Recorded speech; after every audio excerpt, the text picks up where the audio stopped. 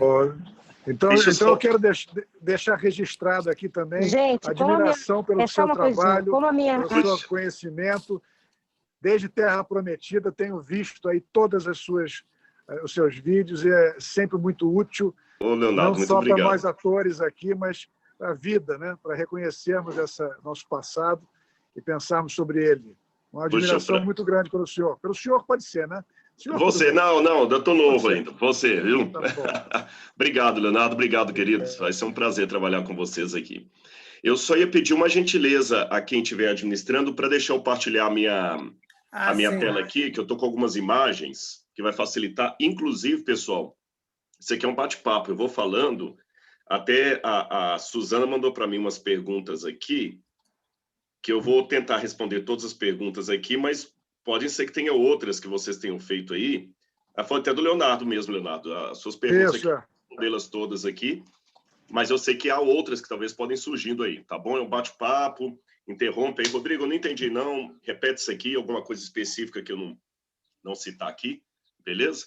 Eu só preciso partilhar minha tela. Já tá autorizado, tá? Já está autorizado aqui, então vamos lá. Vou pegar aqui então o PowerPoint. Share. Vocês já estão vendo aí, então? Sim. Beleza. Sim. Oba! Vou explicar. Depois, se quiser, até posso passar essas fotos para alguém. Eu preparei isso aqui para vocês. Vamos falar um pouquinho sobre gerar. Eu vou só deixar para o final um vídeo aqui, porque um dos pedidos que a Suzana me fez foi para mostrar o território de Gerar, né? É a Tel Gerar, que é hoje lá em Israel, onde a gente presume que seria Gerar, porque uma certeza absoluta nós não temos.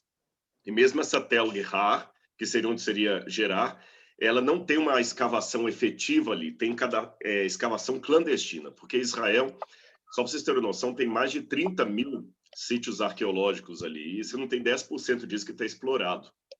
Então, às vezes o ladrão de sepultura chega antes, fora o fato de que todo mundo já passou por ali, e diferente do Brasil, que eu encontro uma coisa de 300 anos, já é muito antigo, lá eu estou falando de coisa de 3 mil anos, 4 mil anos.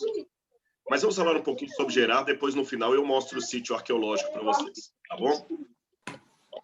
Uma das perguntas aqui que foram feitas, aliás, várias perguntas aqui que foram feitas pelo Leonardo, perguntou assim, por exemplo, sobre o deus Dagon, os filisteus, um povo pagão, etc, etc. Deixa eu explicar para vocês. Quando o livro do Gênesis fala de Abimeleque, o rei dos filisteus, nós temos um pequeno problema aqui, porque os filisteus, mesmo aquele do Golias, da história de Golias e Davi, aqueles filisteus mesmo, eles só vão chegar ali na costa do Mediterrâneo de Israel por volta de 1200 antes da Era Comum, ou antes de Cristo. A nossa novela, a gente está trabalhando ali, o núcleo de vocês, Abraão e depois Isaac, eu estou falando de cerca de 1900, 1800 antes de Cristo. Ou seja, nós estamos trabalhando aí com 300 anos, pelo menos, 200 a 300 anos de diferença entre os filisteus propriamente dita e aquilo ali. Então, uma incógnita que muita gente pergunta é como é que a Bíblia já fala desse Abimeleque, chefe dos filisteus, e Gerar, uma cidade dos filisteus, sendo que não havia ainda filisteus ali. Então, isso aqui provavelmente é algum anacronismo que o livro do Gênesis traz. O que é anacronismo? Anacronismo é quando você pega uma realidade presente e transfere acidentalmente para o passado, ou deliberadamente para o passado. Não é uma mentira, nenhum erro, um equívoco necessariamente. Eu vou dar um exemplo para vocês. Todos nós aqui, quando estudamos história, no ensino médio fundamental, a professora falava assim: em 21 de abril de 1500, Pedro Álvares Cabral descobriu o Brasil. Só que não havia Brasil em 1500. O que ele descobriu foi uma terra desconhecida que muitos e muitos e muitos anos mais tarde foi chamada de Brasil. Mas para dar um referencial de que terra nós estamos falando, a gente fala no tempo descoberta do Brasil por Pedro Álvares Cabral, mas a rigor, Pedro Álvares Cabral não descobriu nenhum Brasil. Ele descobriu uma terra que veio se chamar Brasil muito mais tarde. Isso é um anacronismo. Um outro exemplo que eu posso dar bíblico de anacronismo é que quando fala que Abraão vai, isso é mais para o núcleo de Sodoma, quando tiver a guerra dos reis lá, os reis do Vale do Sidim, contra aqueles reis que vêm lá da região da Mesopotâmia, diz que Abraão, quando soube que eles sequestraram Ló, Abraão, com 318 homens da sua terra, os perseguiu até Dan. Só que Dan é nome de um dos filhos de Jacó. E Jacó não tinha nem nascido. Como é que Abraão podia persegui-los até Dan? Na verdade, Abraão os perseguiu até uma cidade chamada Lechem, que só mais tarde veio se chamar Dan. Eu acho que com esses exemplos... Outro exemplo rápido, para não cansar muito vocês, é quando fala de Ur dos Caldeus. Caldeia nem existia na época ali do Gênesis, então Ur dos Caldeus é outro anacronismo. Da mesma maneira, a gente entende que esse rei dos filisteus é um anacronismo. E como é que a gente entende essa palavra filisteu ali? A palavra filisteu significa Pelechet. Pelechet. Pelechet significa povo do mar, em hebraico. Pelechet, povo que vem do mar. Então, o que a gente deduz? Que esses que se assentaram ali na costa do Mediterrâneo, no lado de Israel, e que Abraão foi crescendo no lado de Canaã. Olha, eu usando anacronismo também. No lado de Canaã, não existia Israel na época. Eles são Pelechet, povos que vieram do mar, provavelmente do mar Egeu. Eles se assentaram ali. Eram povos que tinham uma arte muito boa na pesca, atividade marinha, pesqueira, e de agricultura. Mas depois, mais tarde, em 1200 a.C., quando outro povo chega ali, que são os verdadeiros filisteus, eles se unem com esse pessoal de Gerar, conquistam outras cidades ali, na Gaza, Eglon, essas cidades ali que a gente tem hoje ali, a Pentápolis, as 5 cidades filisteias, e fundaram um reino filisteu ali, que coincide hoje mais ou menos com a chamada faixa de Gaza, lá em Israel. Por isso que é chamada faixa de Gaza. Gaza era uma dessas cidades filisteias. Antes de eu prosseguir, ficou claro para vocês que esse filisteu de Gerar não é necessariamente o filisteu de Davi e Golias? Beleza? Todo mundo entendeu? Então, algumas perguntas aqui que foram feitas são perguntas que eu vi matizadas nos filisteus depois. Os filisteus que vão chegar na época de Davi e Golias, esses filisteus que dominavam a arte do ferro, esses filisteus que eram guerreiros renomados, e arqueologicamente falando, eu tenho muito mais informações desses filisteus do que de Abimeleque, o filisteu da época de Abraão, esse rei de Gerar.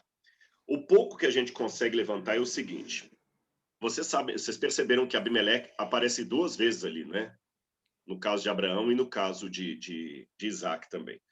A ideia que nós temos é que a palavra Abimeleque, em hebraico, Abimelech, Abi é meu pai, Ab, pai. Tanto é que Abraão, pai de um grande povo, Ab, pai. Abu, em hebraico, Meler é rei.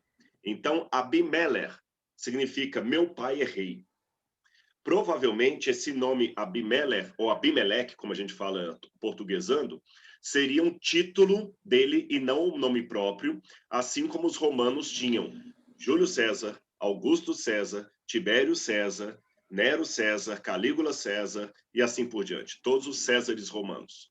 Então, esse Abimeleque pode ser um título de realeza, assim como na época de Roma diziam, ó grande César. E não era o nome dele. O nome dele era Augusto César. Era Tibério César. Mas, para simplificar, às vezes falava assim, até o Suetônio, a vida dos 12 Césares. Então, aqui pode ser que o autor do Gênesis colocou Abimeleque como sendo um nome próprio, mas era uma confusão literária com o próprio título dele.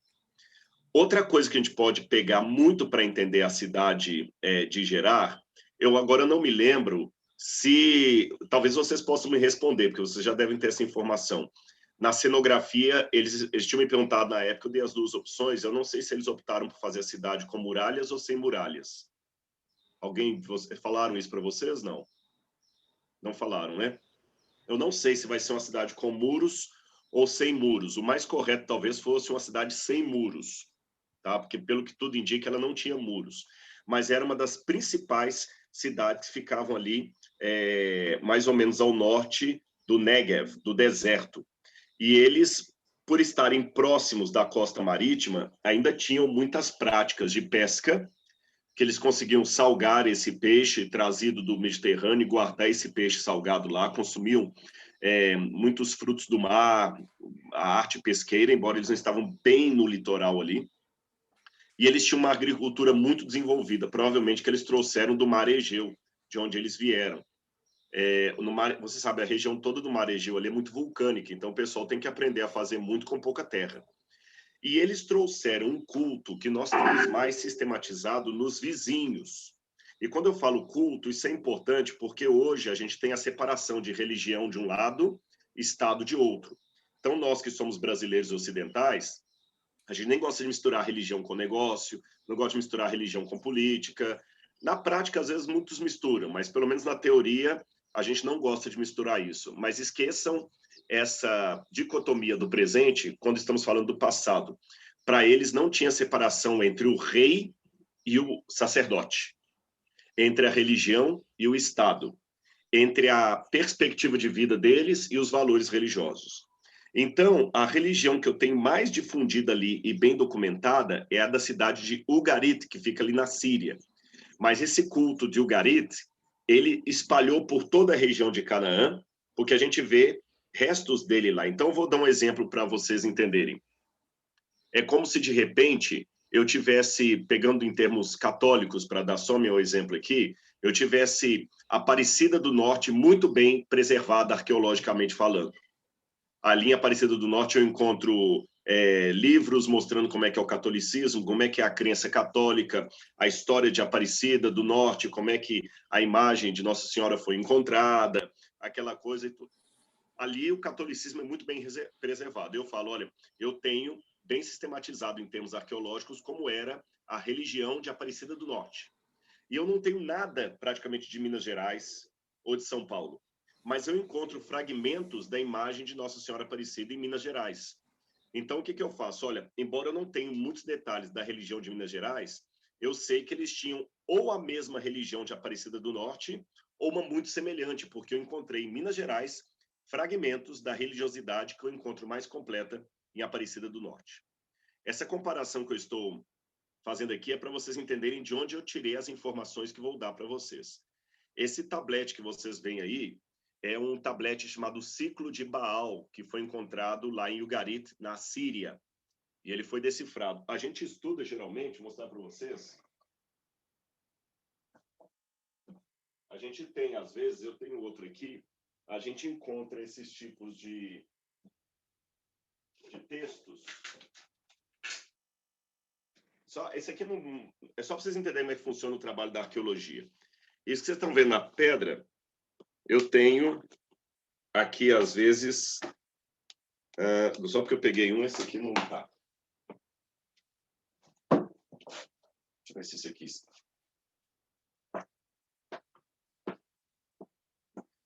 Eu peguei foi as gramáticas.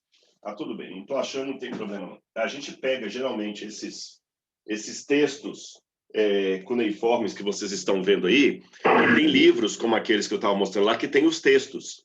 Aí você decifra esses textos. Quando é uma língua que a gente não sabe ler, geralmente tem as traduções.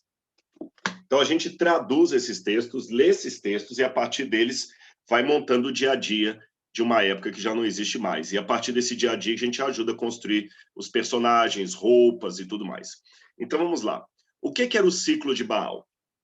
Lembra, quando eu falo de religião aqui, entenda tudo misturado, no mesmo liquidificador. Sociedade, panorama, política, perspectiva, modus vivendi, tudo está envolvido na religião.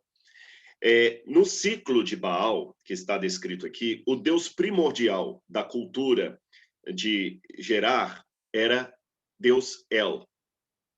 É interessante que alguém, até foi uma das perguntas que veio aqui também, se eles eram politeístas. Eles eram politeístas, mas é um politeísmo um pouco diferente. Era mais um enoteísmo. O que era esse enoteísmo? Eles reconheciam a existência de vários deuses, mas eles tinham um deus da sua devoção.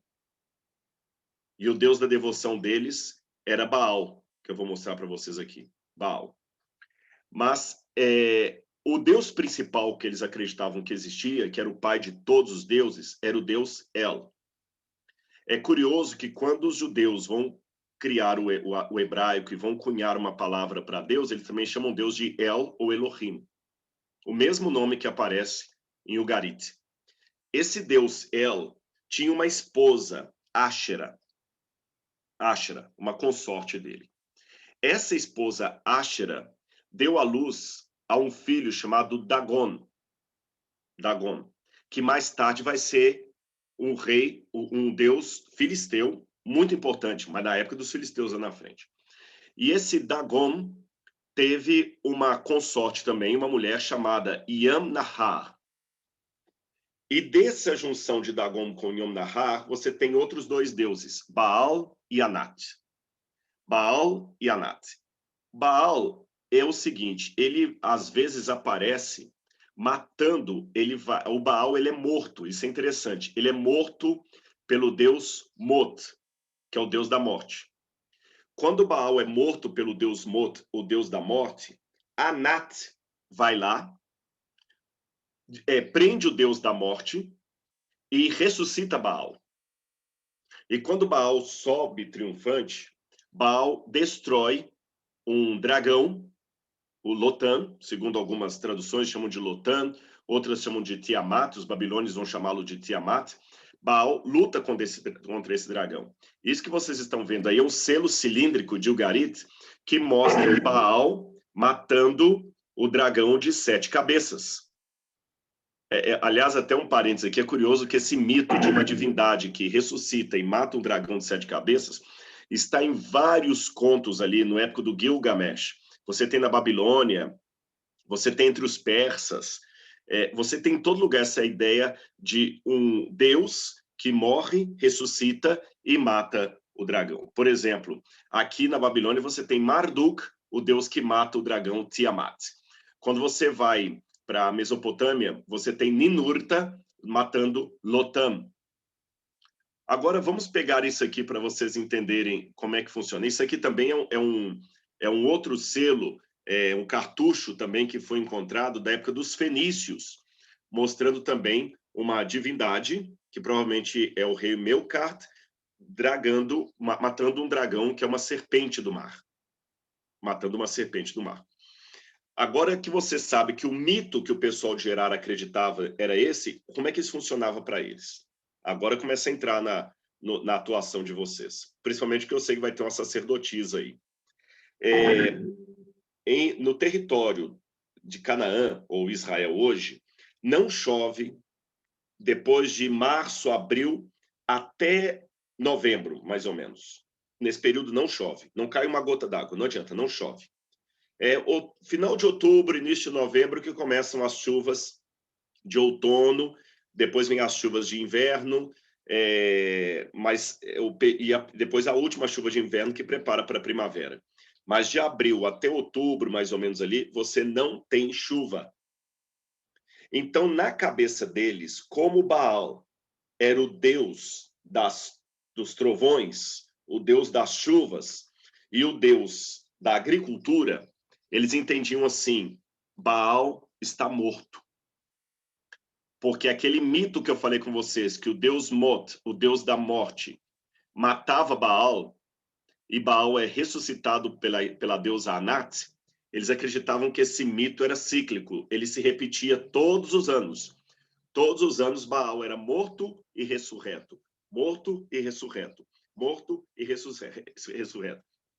E era no período em que Baal estava morto que não tinha chuva. E para garantir que a chuva voltasse, eles tinham que garantir a ressurreição de Baal. Então, a agricultura o ciclo da agricultura imitava o ciclo do mito. Quando estava vindo a época das chuvas, eles tinham que fazer uma atuação com sacrifício, matando animais, onde a sacerdotisa, representando Anat, ela acaba ressuscitando Baal. Em alguns documentos, a sacerdotisa, por isso que eu dei as duas opções para o pessoal lá. Quem vai fazer a sacerdotisa está aí, não?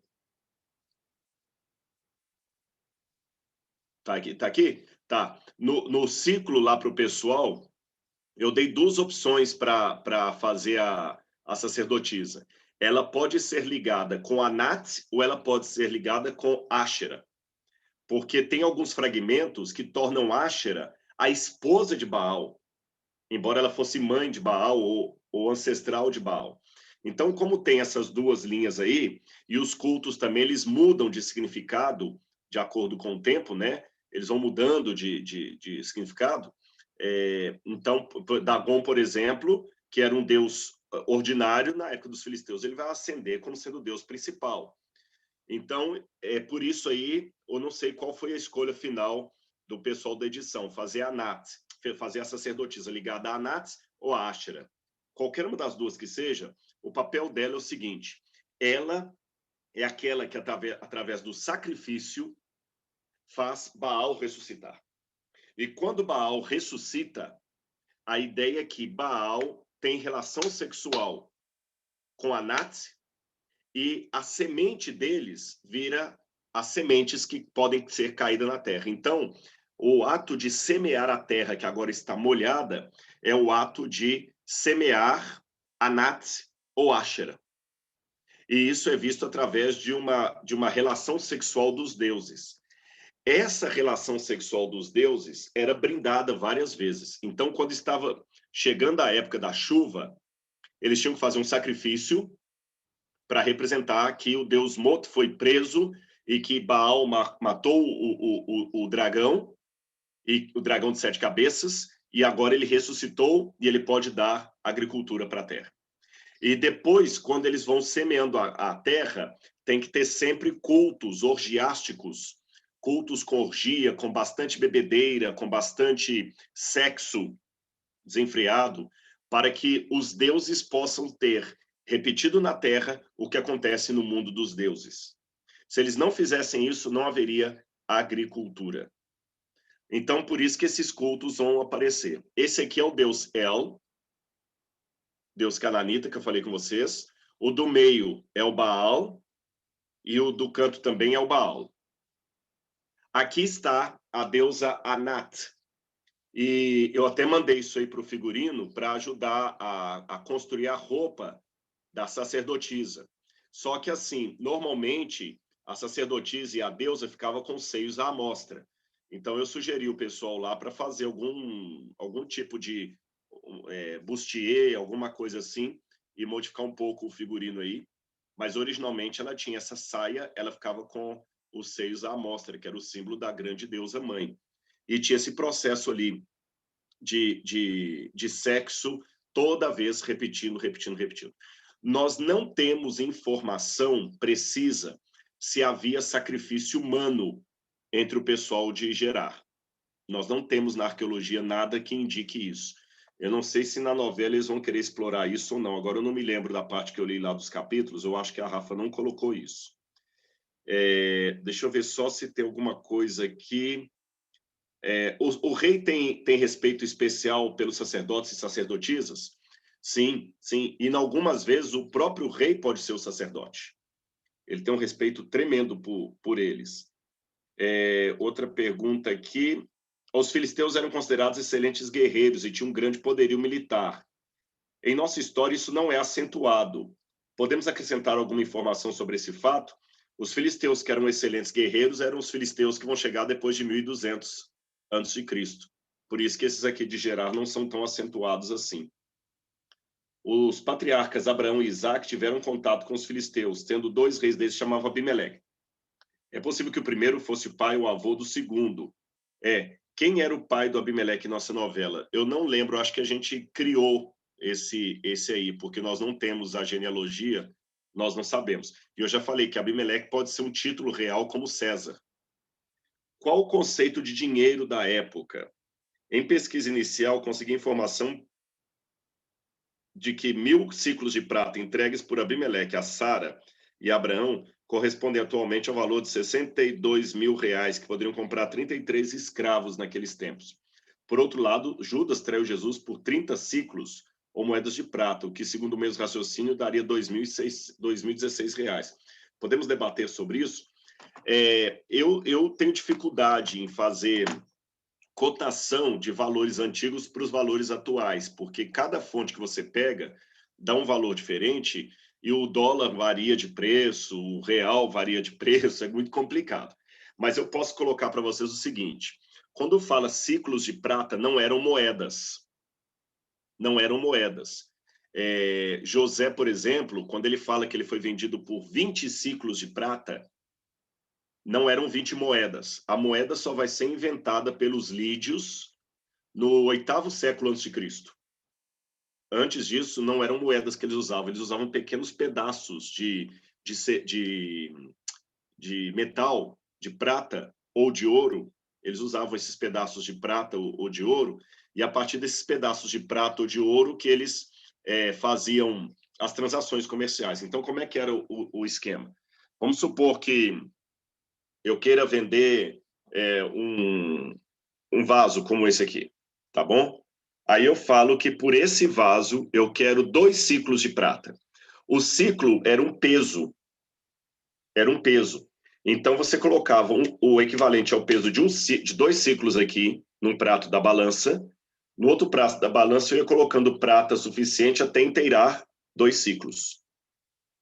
Então, quando fala que Abraão ganhou 1.000 ciclos de prata, e o ciclo de prata, a quantidade varia de lugar para lugar, né? Tem uns que seria mais ou menos 27 quilos, é complicado a gente ter uma precisão assim.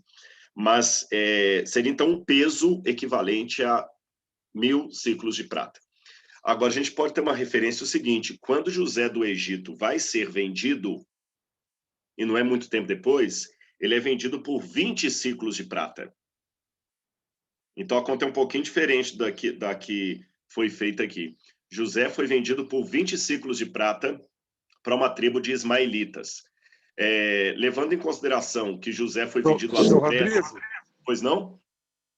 Pode falar. Eu fiz essa pesquisa, não sei se tem lógica. O ciclo de prata, historicamente, pela minha fonte, teria 15 gramas. Então, eu multipliquei 15 gramas por 1.000 ciclos e fui ver o quanto está o valor da prata hoje em dia. A prata, hoje em dia, a grama está R$ 4,48. Aí multipliquei. Obviamente, é só uma inferência, né, de chegar num valor, né? Dos 67 mil. Mas é exatamente isso que o senhor falou. É um peso, né? O ciclo teria 15 gramas. Foi esse o raciocínio que eu segui, só para ficar claro aqui. Exatamente, 15 gramas. Então, faz uma conta rápida, vezes 1.000. Então, eu multipliquei 15 vezes 15 1.000, quilos. Depois multipliquei por 4,48. 15 quilos, você multiplica por 15 1.000. quilos. 15 gramas multiplica por 1.000, sim, 15 quilogramas. 15 quilogramas. Eu tinha falado que eu tinha uma fonte de 27 quilos, né? Aí deu 15 quilos, entre 15 e 27 deve ser para essa diferença da medida de lugar para lugar. É igual o côvado. O côvado pode variar de 27 a 33 centímetros. O côvado. Certo. Então, mais ou menos entre 15, vamos colocar 15 e 20 quilos de prata. Só que a prata varia muito de época para época, né? Do que pode se comprar com a prata ou não. Eu acho que dá para a gente fazer uma comparação, então, com José do Egito.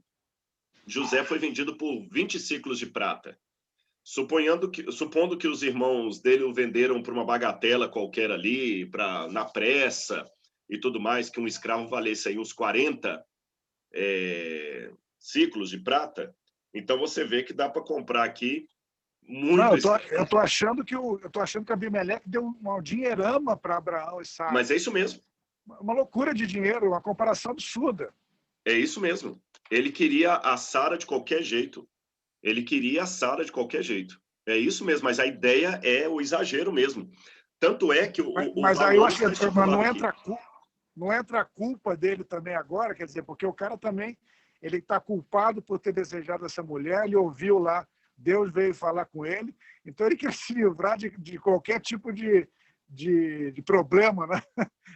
Tá corretíssimo o raciocínio, Leonardo. Lembra que duas coisas. Aliás, até vou aproveitar que uma coisa que você fez essa pergunta aqui, ou você ou alguém antes, que eu estou pegando pela memória aqui, me perguntou com relação à relação deles com o monoteísmo, porque Deus, o Deus de Abraão, que o adverte do pecado, né?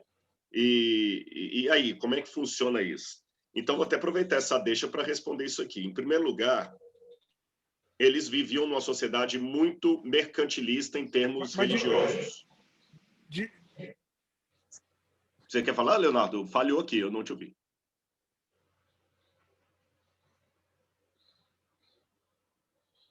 Não, depois só para... Eu queria que o senhor falasse exatamente isso, porque se Abimeleque... É interessante, Abimeleque acreditava num outro Deus, e de repente ele consegue ouvir o Deus de Israel. Quer dizer, o poder desse Deus de Israel para chegar nele. E a pergunta que eu fiz também posteriormente, em algum momento os filisteus também começaram a crer no Deus de Israel ou em alguma representação próxima a isso? Boa pergunta. Na verdade, é o seguinte, uma das características que o Gênesis mostra, bem diferente do que uma leitura apressada leva a entender, é que o Deus de Abraão era para ser Deus dos povos. Tanto é que a promessa que Deus faz para Abraão é: em ti serão benditas todas as nações do mundo, todos os povos da terra. Até a própria Arca de Noé já mostra, antes de Abraão ali, né? Deus querendo salvar todos, só não salvou quem não quis entrar na arca. Então, sempre a ideia de um Deus para todos. E esse Deus, ele se adequa à linguagem que o outro possa entender. Como os filisteus lá de Gerar também adoravam o Deus El, e os de fala hebraica também chamavam esse Deus de El, Deus partiu do conhecido para o desconhecido e falou com Abimeleque. Porque Abimeleque poderia estar teologicamente errado, mas isso não o impedia de ser uma pessoa sincera. Esse é o ponto. Eu vou dar mais 2 exemplos bíblicos de que isso aqui aconteceu. 3 exemplos bíblicos, se vocês quiserem. Primeiro, José do Egito. Deus que deu sonho para Faraó. José só interpretou. Quem deu o sonho para Faraó que haveria de haver anos de fome no Egito foi o Deus de José. José interpretou o sonho, mas quem teve o sonho foi Faraó. E Deus colocou para Faraó o sonho de 7 vacas. E a gente vai explorar isso no núcleo José. A vaca era a deusa Hathor, que era em forma de vaca mesmo. Era uma deusa em forma de vaca.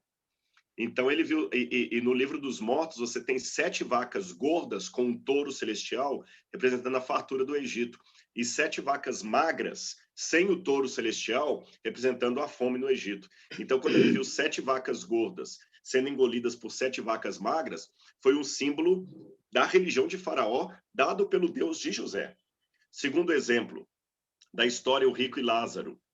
Nabucodonosor era um pagão, mas ele recebeu um sonho de uma estátua que Daniel interpreta, mas quem deu o sonho foi o Deus do céu, que Daniel fala assim: o Deus do céu te deu esse sonho.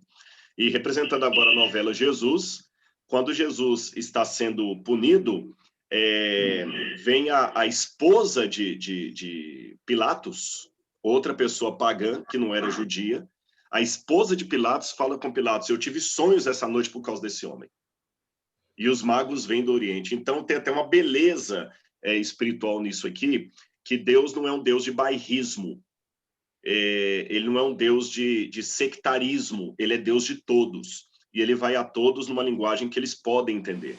Então, ele vendo o coração de Abimeleque e ao mesmo tempo, vendo a falta de caráter de Abraão, que quase estava entregando a mulher dele ali, ele vai e fala. E Abimeleque, dentro de um contexto muito mercantilista da salvação, que você dá para receber, se você não fizer o culto a Baal, não haverá agricultura, se você não matar os animais, não haverá... É sempre um negócio, eu dou para a divindade e a divindade me devolve algo.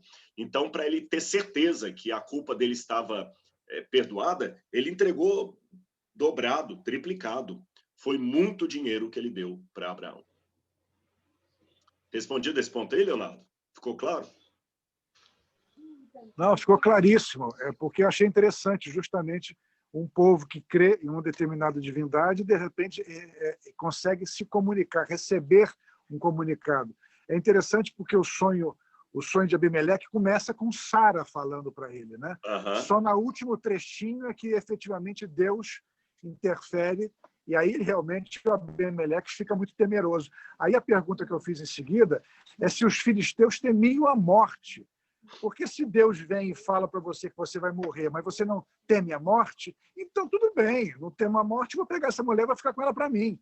Eu não tenho medo de morrer. Quer dizer, tem vários raciocínios, eu só estou jogando assim o que me veio na cabeça. E novamente está correto. Vamos lembrar o ciclo de Baal? Qual que era o deus da morte? O deus Mot.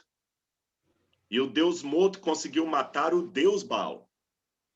Se não fosse a Nati intervir para segurar o deus Mot e ressuscitar Baal, até Baal poderia ser morto pelo deus da morte.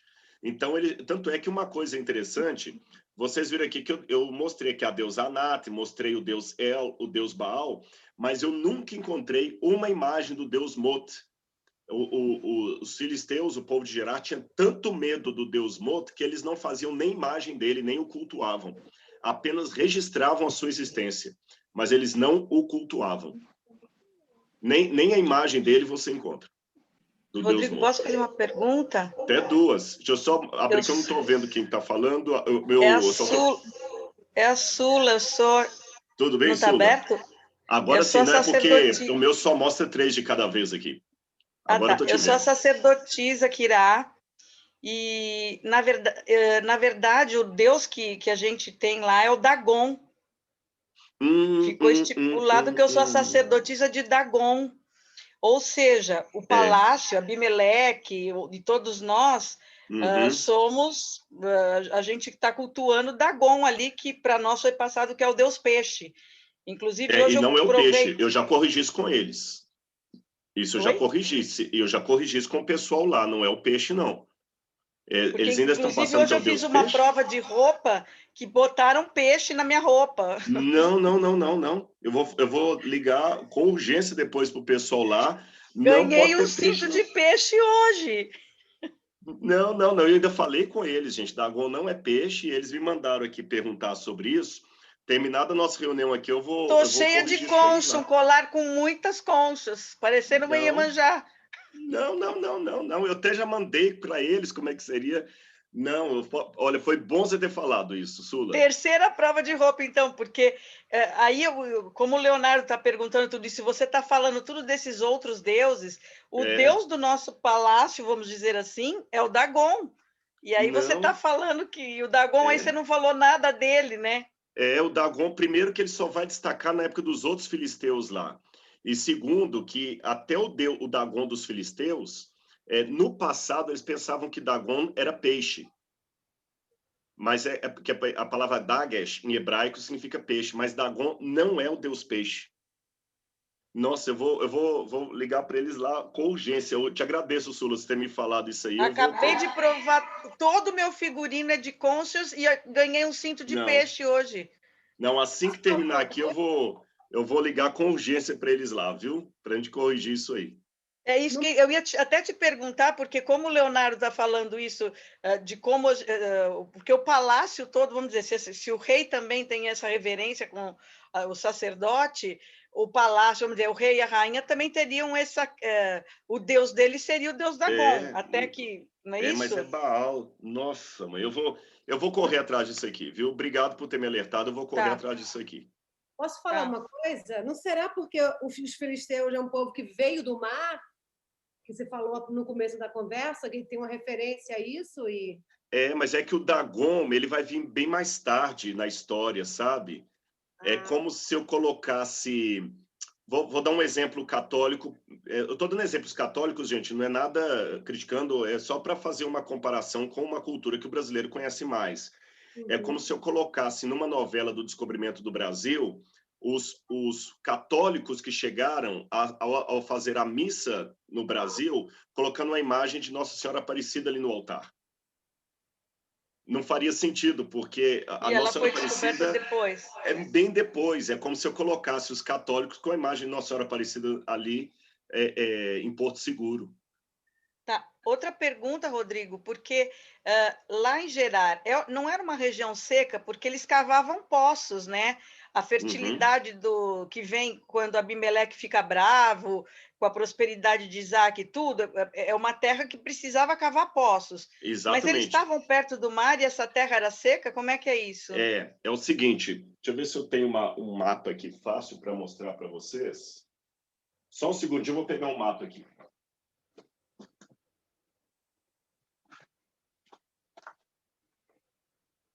Porque bem no finzinho, o Abimeleque, ele fica aborrecido. Ontem eu e a Virgínia, a gente estava passando e a gente leu bem essa parte, né? E ele tem a prosperidade de Isaac, Isaac começa a cavar poços e mandam entulhar os poços de Isaac.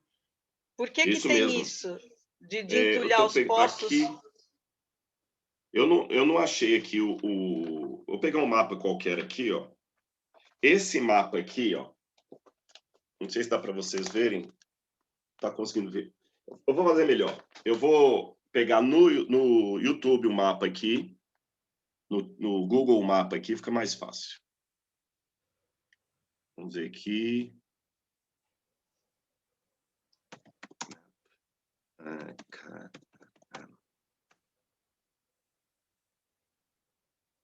pegar aqui imagem.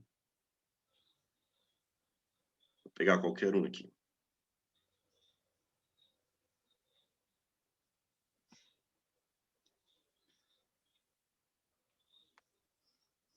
Para você está aparecendo o mapa aí?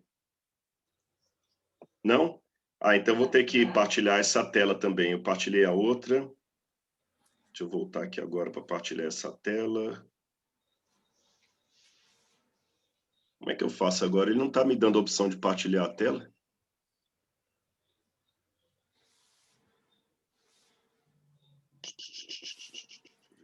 Ele está... Está autorizado, tá, Rodrigo? Oi? Está autorizado para compartilhar. Pois é, mas agora ele não está me dando aqui Normalmente você tem que abrir a tela que você quer compartilhar e aí depois compartilha. Eu já abri aqui a tela que eu quero compartilhar. Está aberta no seu computador? Mas aqui no computador, aquela parte assim de compartilhar a tela que ele apareceu no início. Deixa eu ver se ele vai aparecer agora. Não. Show grid. Estranho.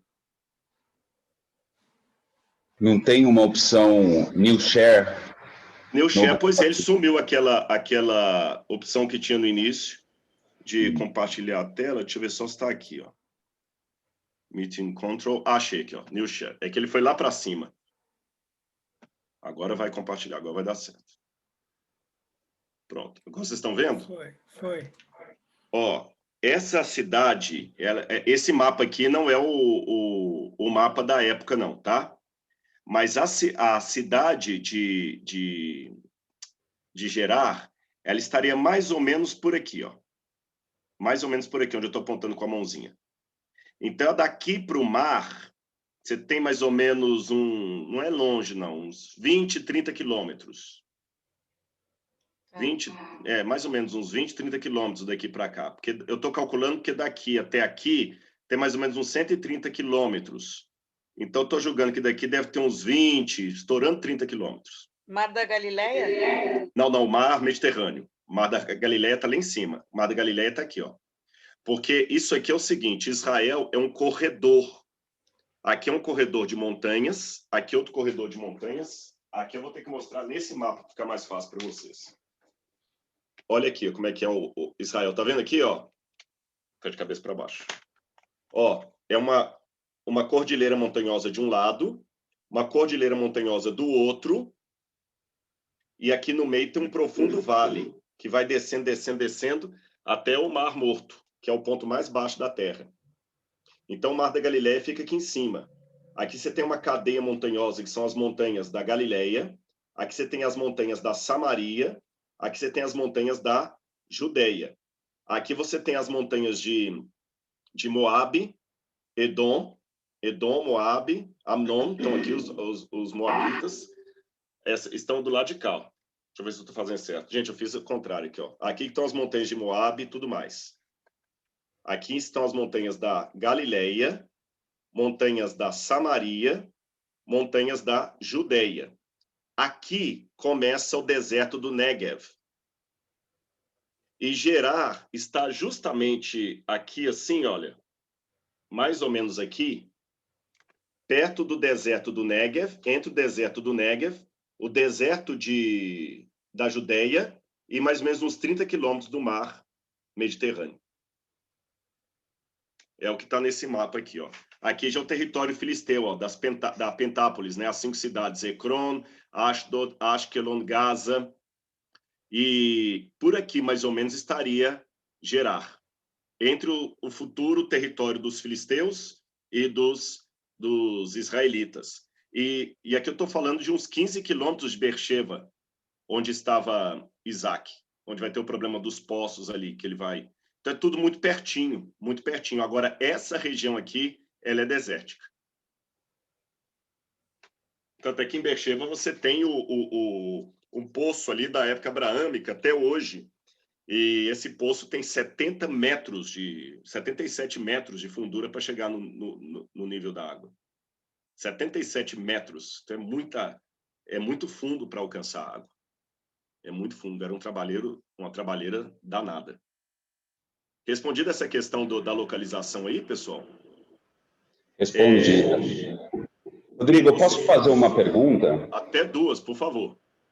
Eu queria entender melhor como funciona essa corte de Gerar, né? Como é que é o sistema de sucessão, como é que é a relação do rei com as mulheres, os filhos com o rei, enfim, se você puder abrir um pouco desse entendimento, vai ser maravilhoso. Caetano, eu não vou falar especificamente de Gerar, porque, como eu falei, nós não temos informação direta. Eu vou falar dos vizinhos do contexto da época e a gente vai aplicar a Gerar, tá certo? Então, vamos lá. O primeiro ponto é o seguinte. Eram povos ainda tribais, bastante tribais. Embora na novela Licença Poética haverá para o rei um palácio e era uma das principais cidades e tudo mais, mas nós não devemos esperar uma sucerania tão sofisticada como aquelas da Mesopotâmia, lá de Ur, ou dos babilônios. Era uma coisa tremendamente mais simples, porque eram povos ainda tribais, seminômades, que até pouco tempo antes viviam migrando de canto para canto e agora sentaram no lugar porque acharam água ali, mas eles, apesar de estarem assentados ali, ainda têm costumes nômades. Tanto é que, eu não sei se o pessoal da cenografia seguiu isso, eu falei que na cidade podiam se misturar casas de adobe com tendas na mesma cidade, porque alguns ainda continuavam morando em tendas. Era uma cidade pequena e o sistema, por exemplo, de passar a realeza de pai para filho não era uma coisa sofisticada como a coroa britânica, cheia de protocolos. Era uma coisa mais, entre aspas, viking. Pensa numa monarquia viking, sabe? Ou então aquele pessoal tipo Highlander lá da Escócia. É uma coisa mais assim, da terra, gente forjado em batalha. Homens mais rudes, sem muitos traços finos. Esse que é o formato, mais ou menos, da sucerania local. Eram reis pequenos, não eram monarcas, donos de grandes territórios. Era quase um rei local. Certo, obrigado. E você falou dos ismaelitas, né? Eu tenho uma cena com Ismael, irmão de Isaac. Tem alguma coisa a ver? Tem. Os ismaelitas, eles vão ser os descendentes de Ismael. E, de novo, eu lanço mão da pergunta que você fez para repetir aquilo que eu estava respondendo lá para o Leonardo, falando do Deus de Abraão, que não é um Deus setorial, é um Deus para todos. O pecado, se eu posso usar essa expressão, é quando o povo que representa esse Deus de todos não faz o seu papel, como Abraão não fez ali na hora. Esse é que é o erro. Porque quando o povo nega de fazer o papel dele, os outros acabam errando. É o Noé que tem que pregar, é o Abraão que tem que abençoar o outro e tudo mais, embora esse Deus ele possa ter representantes em outro lugar. O Melquisedeque não era hebreu e ele vai abençoar Abraão, e Abraão vai dar o dízimo para ele. Então, lá na frente, na história de José do Egito, quem vai salvar José da morte são os descendentes do tio ancestral deles, que é Ismael, que também foi rejeitado.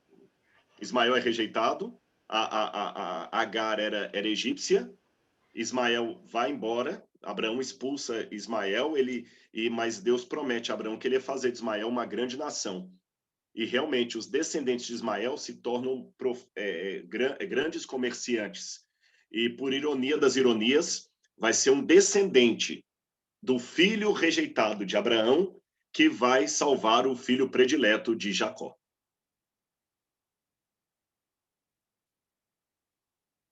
E a briga que tem até hoje em Israel, em muitos casos, Israel com o mundo árabe, é Isaac brigando com Jacó até hoje. São as duas descendências, os árabes descendentes de Ismael e os judeus descendentes de Isaac. Ou seja, Isaac e Ismael continuam brigando até hoje pela terra lá. E alguns pensam que os palestinos, que não são descendentes dos árabes, eles são uma mistura de povos. Alguns pensam que os palestinos podem ser descendentes dos antigos filisteus. Tanto é que o nome Palestina, isso aqui não tem nada a ver com a novela, mas é só para dar um upgrade para vocês aí, que é bom vocês entenderem um bom do contexto, até para construir caracteres e personagens, né? Quando Adriano sufocou uma revolta judaica comandada por Bar Corba, Adriano matou o Bar Corba em 132 depois de Cristo, 132 e 135. Ele matou vários judeus, mandou crucificar vários judeus, levou para a Via Ápia em Roma, botou fogo no corpo deles à noite para iluminar a Via Ápia, e aí Adriano impediu os judeus de terem a terra deles e rebatizou a terra de Israel com o nome de Filistina. Só que na língua hebraica, Suzana sabe hebraico, o P e o F é a mesma letra em hebraico. Tudo depende se você colocar um pontinho dentro ou tirar esse pontinho, Dagesh. Então, palestino e filistino é o trocadilho do mesmo nome em hebraico. Então, aí que vem a Palestina, é a terra dos filisteus. E os povos que viraram ali os palestinos, né? Então, olha para vocês verem como é que o desdobramento de coisas que vocês estão encenando na novela vem até o século XXI, até hoje. Hein? Agora, Rodrigo, voltando àquela lista de perguntas ali que eu lhe fiz, existiria do Abimeleque algum tipo de interesse na Sara que não fosse o interesse pela mulher? Eu andei vasculhando a internet também, vi uma interpretaçãozinha, mas eu queria... E a novela não aponta isso, a novela aponta mais o interesse pela mulher. Existiria eu acredito que seria mais... eu acho que seria mais o interesse pela mulher pelo seguinte, porque Sara já tinha certa idade e não tinha filhos. E uma das coisas que eles valorizavam muito era a maternidade. Tanto é que eu mostrei para vocês aqui a deusa, a esposa do Anat, a deusa Anat, que é a esposa do Baal, com os seios à amostra. Anat aí para você. Anat, né? Com seios à amostra, o culto da terra, fertilização. Tanto é que essa palavra de culto ligado com terra já vem desses tempos. O Deus que fecunda a deusa e, por sua vez, fecunda a terra. Tanto é que a palavra esperma, em grego, significa tanto esperma mesmo, homem, como semente. A palavra semente, em grego, também é esperma. É a mesma palavra. Você fala, eu vou ao culto da Igreja Batista, mas também você fala que quando você vai fazer uma colheita, você fala assim, é o cultivo da laranja. A palavra cultivo da laranja e eu vou ao culto da Igreja Batista, as duas palavras no latim têm a mesma raiz, que por sua vez remetem às práticas do passado, que a relação sexual dos deuses estava relacionada diretamente com o cultivo da terra, né? Com o cultivo da terra. A palavra coito também vem de culto. culto e coito vêm da mesma raiz. Então, com esse pano de fundo, seria muito estranho Abimeleque se interessar por Sara, sendo que a única coisa que ela não poderia dar era filhos, a essa altura. Então, eu tinha que interessar por Sara por qualquer motivo que não fosse a beleza dela mesmo, né? Uhum. Então, Agora, talvez ele queria se apaixonar. Continuando, juntando com a outra pergunta também, essa questão eu coloquei adiante, a questão da idade, dos anos de vida, existia alguma contabilidade diferente? Porque não é possível que esses homens todos tivessem 90, 100, 600 anos, eu com 93, com um monte de mulher e pegando todas, uma por dia. Como é que me explica isso? De onde vem essa energia do Abimeleque? Olha, pena que eu procurei, porque ontem eu li que a Suzana me mandou essas perguntas, e eu ia procurar e acabei me esquecendo. Eu tenho que achar, porque há muitos anos eu li um artigo científico, né? Artigo de revista Veja, revista super interessante, não, Journal, artigo indexado, sobre um comitê estava estudando o seguinte. Eu vou tentar simplificar esse artigo, que é uma linguagem muito técnica, até não é da minha área, que eles perceberam que na natureza todos os animais que sintetizam a vitamina C dentro do organismo vivem, às vezes, 30, 40, em alguns casos até 50 vezes o período da infância deles. Por exemplo, o papagaio sintetiza a vitamina C dentro do organismo dele. Um papagaio, ele fica adulto com, não sei se é um ano, não, é uns 2 anos, eu acho, o papagaio fica adulto. E um papagaio vive 60, 70 anos. Então, quer dizer, o papagaio vive umas 50 vezes, quase, o período da infância dele. O ser humano vai até os 10 anos, mais ou menos, a infância. 7, 8, né? Já começa a virar juvenil. 10 anos.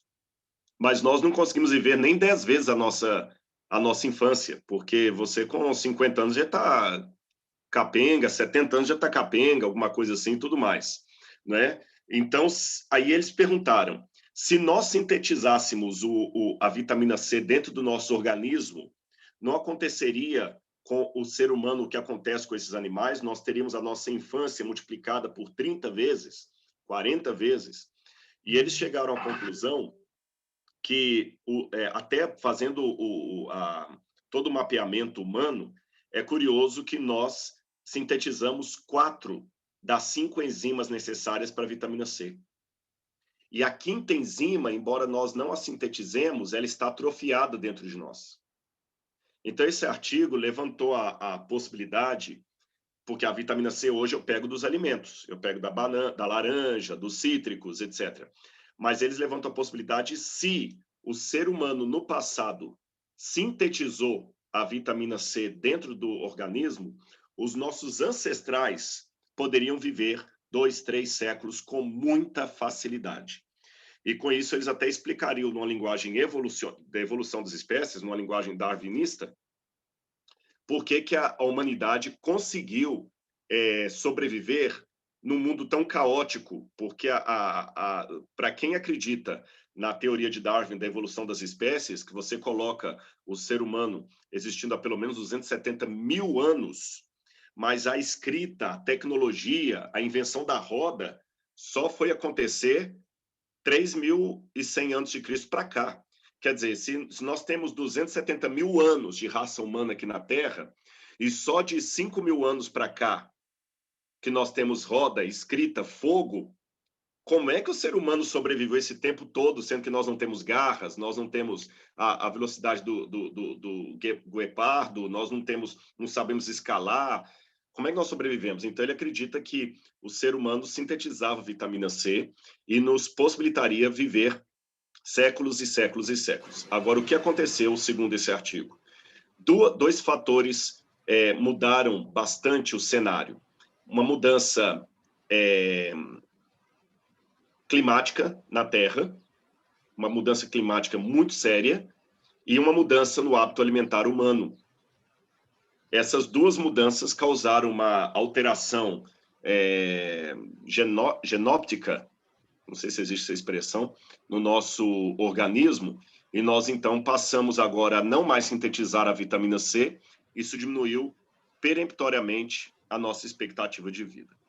Isso é o que traz esse artigo. Não tem nada de Bíblia, nem de Gênesis, né? Desse artigo, partindo para o texto bíblico, eu trabalho com uma possibilidade, quem sabe, de fato, os ancestrais humanos não viviam tanto mais tempo do que nós hoje, e nós apenas ainda não descobrimos algo que comprove isso. Ou, outra opção mais simples, quando eles falam viveu 300 anos, 600 anos, né? O Matusalém, 969 anos, talvez a palavra anos ali não se refira a anos solares ou anos lunares, então talvez seria bem menos tempo. Então existem essas duas possibilidades aí. Ou eles estavam falando uma realidade que nós ainda não alcançamos, ou eles estavam falando de outro cômputo de tempo diferente do nosso. O fato é que, desse passado, nós só trabalhamos com fragmentos, né? Fragmentos mesmo, gente. A arqueologia, isso eu espero não trazer para ninguém descrédito em relação ao trabalho do arqueólogo, mas da novela Selva de Pedra, eu só tenho a foto da Regina Duarte pela metade. O resto tudo eu tenho que deduzir, sabe? A gente não tem o quadro completo, infelizmente, do passado. Espero ter ajudado aí, Leonardo. Mesmo que não for uma resposta objetiva. Não, ajudou. É muito mais uma questão a gente tentar entender o porquê que essas pessoas tivessem essa, né, 100, 200, 600, 900 anos. E pensando nisso, a Sara poderia ser muito mais jovem do que, teoricamente, ela era. Quer dizer, o Abimeleque também. Quer dizer, a gente está trabalhando com suposições, não sei. Mas é interessante essas colocações todas. Uhum. Interessante também, uma outra coisa que eu esqueci, lá no Museu Britânico, tem um prisma da genealogia dos reis sumerianos. E eu até traduzo esse prisma num livro que eu escrevi de arqueologia aqui, até por coincidência ele está aqui. E esse prisma sumeriano, ele conta... Deixa eu ver se eu tenho aqui uma foto dele para mostrar para vocês. Não, do prisma não tem, mas ele fala assim, olha, quando a soberania desceu dos céus, em Eridu estava a soberania. Alulim exerceu soberania por 28 mil anos. Depois fala de um outro por 36 mil anos. Eridu foi destruída. A soberania restou por 43 mil anos. Aí, quando você vai para a linha 42, diz assim, a soberania desceu do céu, então veio o dilúvio. E depois do dilúvio, os anos caem para 10%. Muito parecido com a narrativa bíblica, que esses números astronômicos aí são anteriores ao dilúvio, e depois do dilúvio tem realmente um Abraão sendo o pai na casa dos 70, mas, de qualquer maneira, é mais razoável do que 900 anos. Agora, tem uma coisa que a gente tem que entender também, viu, gente? Vocês sabem que a nossa geração ela é tremendamente fragilizada em termos físicos em relação à geração passada. Vou dar alguns exemplos para vocês. Na época dos romanos, e a gente tem comprovação disso porque o Coliseu está aí para contar a história, você tinha espetáculos num teatro romano do tamanho do estádio do Maracanãzinho, um pouco menor do que o Maracanãzinho, sem microfone, todo mundo ouvia e entendia. Olha que você vê, né? Hoje, se o camarada gritar para mim do outro lado da rua, eu não estou escutando. O mundo antes da Revolução Industrial era um mundo de um silêncio sepulcral. O nosso mundo é tremendamente barulhento. Eu estou no interior, mas é porque eu e vocês já acostumamos, mas tem um barulho enorme. Se eu pegasse um cidadão do século X e trouxesse no centro do Rio de Janeiro, ele ia ficar doidinho. O nosso aparelho auditivo hoje ele é inferior aos do passado.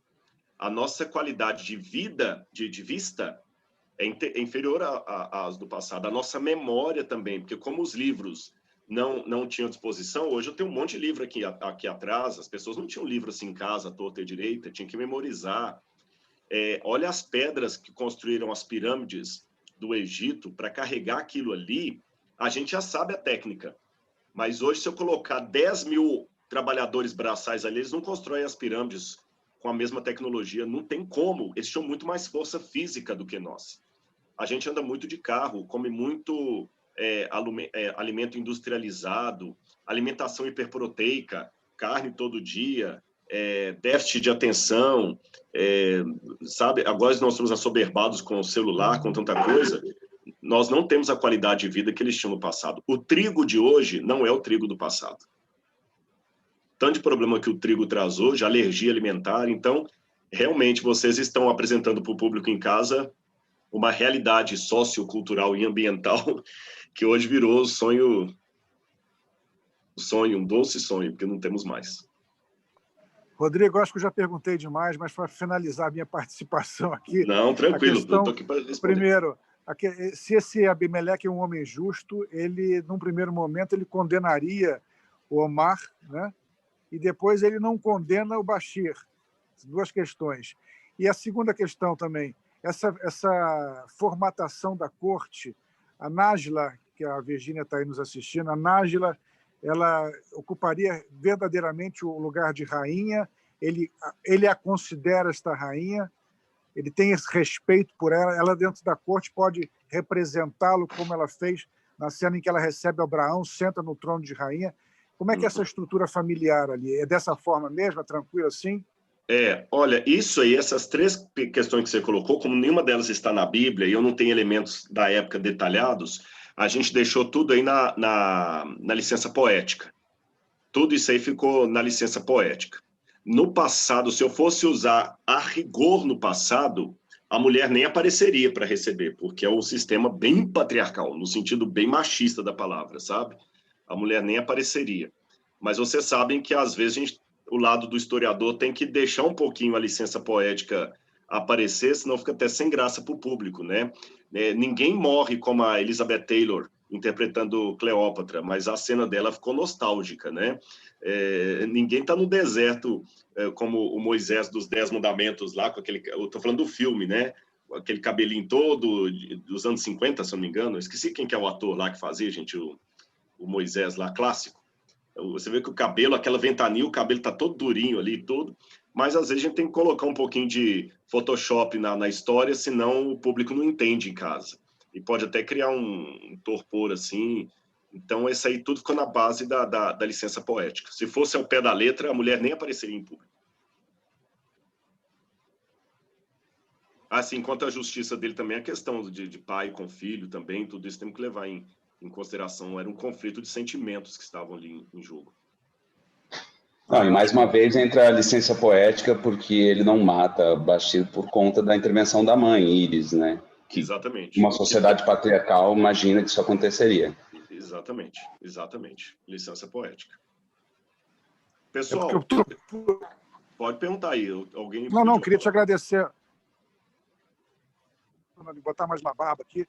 Rodrigo, um prazer imenso de conhecer, te agradeço, sou um seu fã e agradeço pelas informações. Tomara que a gente tenha a possibilidade de nos conhecer pessoalmente em breve. Não, eu quero sim. De vez em quando eu dou um pulinho lá na Casa Branca para ver as filmagens lá e eu vou... Sula, eu vou conversar. Peça para me avisar, gostaria muito de estar contigo. Tá joia. E Sula, eu vou... Obrigado, um grande abraço, Leonardo. Muito obrigado. E eu vou correr atrás da sua roupa aqui, viu? Tá ótimo. Não, até como informação para todos nós, né, Rodrigo? Porque, por exemplo, se a gente não tem que adorar o Deus Dagon, o reino tem que saber disso, né? O Leonardo, Virgínia, enfim, né? Substituir esse... Não vai ser um palácio que tem o Deus Dagon como um Deus. Seria, sei lá, o Deus... E mesmo o Dagon não é em forma de peixe. E mesmo o Dagon não é forma de peixe. Você fala muito, né, Sula, sobre o Deus Dagon, o tempo todo você está falando. Eu vou até olhar se... Eu falo, na verdade, a primeira cena, eu falo para a Nájila, graças a Dagon, aí depois eu tenho uma outra cena com a Iris, vou pedir ao Deus Dagon, tipo, vou pedir a Nossa Senhora do Bom Parto, né? Vou pedir ao Deus Dagon que dê um bom parto para todas as mulheres, ou seja, eu estou sempre falando de Dagon. Dagon. Eu vou até olhar assim... Que Dagon é o deus daquele reino. A menção a Dagon até que não tem problema não, Sula. Eu vou te falar por quê. Quer ver? Deixa eu só... Share screen, new sharing. Se não tem problema, então o resto não precisa explicar muito, mas... Exatamente, porque aqui, ó, tá vendo aqui, ó, ele aparece aqui já no ciclo de Baal, tá vendo aqui, ó? Ele aparece aqui, ó. O problema é torná-lo o principal arquétipo do palácio e equipará-lo a um peixe. É que assim, na verdade não tem... Ele tá lá, na minha roupa tem um peixinho, entendeu? Não tem nada... A gente só fala dele que ele é o Deus que ali o palácio, vamos dizer... Eu sou a sacerdotisa daquele palácio, ou seja, de Abimeleque e todo mundo no palácio tem ele como Deus. Mas não tem a imagem dele, entendeu? Eu vou ver se o ideal seria substituir Dagon por Baal. Mas eu vou ver com eles, porque às vezes para fazer qualquer mudança, eu até quero ver se não foi uma falha minha, se já estava isso no roteiro e eu passei batido lá atrás, porque a gente lê os capítulos, né? E qualquer mudança de roteiro tem que mandar para São Paulo autorizar. Sim. Eu vou conversar isso aqui com o Adriano, com o pessoal, e qualquer coisa, Sula, a Suzana tem meu contato, se vocês precisarem de qualquer coisa eles vão me chamar, porque, na verdade, no texto, eu só falo, graças a Deus Dagon, vou pedir a Deus Dagon, não tem nenhum, não tem os rituais que você possivelmente pensou que teria, aquilo tudo que você falou, não tem, essa sacerdotisa não tem ritual nenhum, e a única coisa que ela tem é que, por exemplo, o Ficol, ele me paquera aí o tempo todo, dá umas cantadinhas, mas eu não cedo porque eu tenho um compromisso com o Deus Dagon, que eu tenho um compromisso com o sacerdócio. Então, eu não cedo ao amor dele por conta disso, mas não tem ritual nenhum. Tá, e a questão mas eu estou preocupado com o palácio, porque já teve um palácio aí um dia que o pessoal não me consultou e colocaram lá umas colunas persas, e já foi gravado. Sim. Tá errado. Quando teve o palácio também do Egito lá, eu fui ver as colunas lá, tava tudo escrito, coisa de Ramsés, tudo escrito errado lá. Então a gente tem que cuidar, porque assim, o pessoal pode não saber ler egípcio, mas vai alguém que saiba. Não, tem outros historiadores assistindo. Você fala assim, o Rodrigo viu isso aí você já viu, né? Mas eu vou fazer o seguinte, eu vou ligar agora para o Adriano e vou conversar com ele esse detalhe aqui e ver como é que a gente resolve isso aí. Tá bom? Só mais uma coisa. Com relação, por exemplo, nessa minha relação com o Ficol, né? Nesse caso, como é que era a relação da sacerdotisa? Ela tinha mesmo esse voto de não ter, dela não ter nem relacionamento, porque a outra sacerdotisa da novela, ela chega a casar. Ela podia casar, mas a relação sexual dela é só aquela relação especial que ela tinha no final do ano, que era sacerdote. A gente não tem detalhes, mas parece que era com outro sacerdote ou com alguma pessoa escolhida. Alguns pensam que até com o próprio rei, por causa da questão do culto da fertilidade. Entendeu? Então, o fato dela falar que não pode, porque ela tem um compromisso com a divindade, está perfeito. Ficaria mais correto se ela falasse que ela tem um compromisso com Baal ou com Anat, não com Dagon. Mas eu vou... Ela fala com o sacerdócio, ela não fala, mas enfim, ela cita sempre Dagon. Eu vou dar uma conversada lá e qualquer coisinha eles passam para vocês, porque eu não tenho um contato direto de vocês, mas se precisar de alguma coisa também, gente, eu estou bem aberto, não tem, a gente está aqui à disposição. Tá bom. Meu papel aqui é servir vocês e vocês ficarem felizes aí, para essa novela arrebentar, porque o que a gente está feliz com o resultado, esse incentivo eu dou para vocês, gente. Eu tenho recebido muito feedback. Eu sei que vocês são atores, atrizes, já têm experiência, mas eu digo para vocês, representar a Bíblia é outra coisa. Eu até arrepio aqui, ó. Eu não vou dar detalhes por questão ética, mas só nos primeiros capítulos do Gênesis já teve gente desistindo de um suicídio. Estou falando com conhecimento de causa e não estou dando detalhes por questão ética. Tá bom? Já no começo da novela, eu tenho relato de pessoas que, eu estou arrepiado aqui, decidiram de suicídio, pessoas que estão mudando de vida. Então, aquele negócio assim, o teatro é muito rico, a dramaturgia e teledramaturgia é riquíssima. Vocês fazem um papel, vocês conseguem, às vezes, levar cultura quem não tem cultura. Muita gente que nunca vai ler uma linha de Shakespeare em inglês, de repente vai conhecer Hamlet, porque onde vocês interpretou, não é? Cultura. Mas, de qualquer maneira, tudo que vocês pegam de cultura, aqui tem um plus. vou até falar de maneira redundante, um plus a mais, como alguns dizem, um plus a mais. Por quê? Porque, assim, dificilmente alguém desiste do suicídio porque você interpretou Nelson Rodrigues. Grande escritor. Mas personagem de Nelson Rodrigues faria alguém desistir das drogas e do suicídio? Pode até ser, mas dificilmente. Agora, representar personagens bíblicos, vocês estão mudando vidas. E eu tenho certeza, eu falo isso aqui, eu sou um homem religioso, que muitos de vocês vão ouvir, se já não ouviram, pessoas encontrando vocês na rua, pedindo aquele tradicional selfie. Olha, eu te vi na televisão. Olha, eu quero dizer uma coisa, você pode não saber, mas quando você estava lá representando aquele papel na novela Gênesis lá, você acredita que o meu filho começou a assistir aquela novela e desistiu de usar drogas e tudo e tal, tal. E isso você fala assim, puxa, minha carreira de atriz, de ator valeu. Se uma pessoa só for transformada por essa novela, já valeu tudo. É por isso que eu falo com muita garra e com muito carinho aí para vocês. Estou à disposição para servi-los e servi-las, tá bom? Obrigada. Gente, muito obrigado, viu? Beleza, Rodrigo, uma última dúvida só. Pois não, Vitor. Eu lembrei agora de uma cena minha com a Leora, que ela fala sobre Deus, né, por causa do Abraão, que ele diz que ele tem um contato com Deus. E aí, por essa questão toda que você falou do enoteísmo, deles reconhecerem outros deuses, mas cultuarem especificamente um pouco mais do que os outros. Quando ela fala, porque eu pergunto, qual deles, qual dos deuses? Ela fala o Criador. Eu deveria ficar em dúvida nesse Deus Criador e não entender o que ela está querendo dizer com isso? Ou, para mim, faz algum sentido, Deus Criador? Tem algum específico que seria Criador ou não tem nada a ver para mim? Não pode ficar assustado, sim, porque na mitologia ugarítica, ainda que você fale de um Deus Criador, ele não é o Criador do céu e da terra. Ele pode ser o criador de uma semente no campo, mas os deuses são frutos do universo. O universo já existe antes dos deuses. Então, aquela ideia abraâmica, monoteísta, de um Deus que antecede o universo e cria tudo, absolutamente tudo, isso realmente é estranho. Então, você, como personagem, você tem que estranhar, sim. Você nunca ouviu falar disso. Tá, beleza. Tranquilo, obrigado. Doutor Rodrigo, eu queria agradecer enormemente. Ronaldo, eu que agradeço, viu?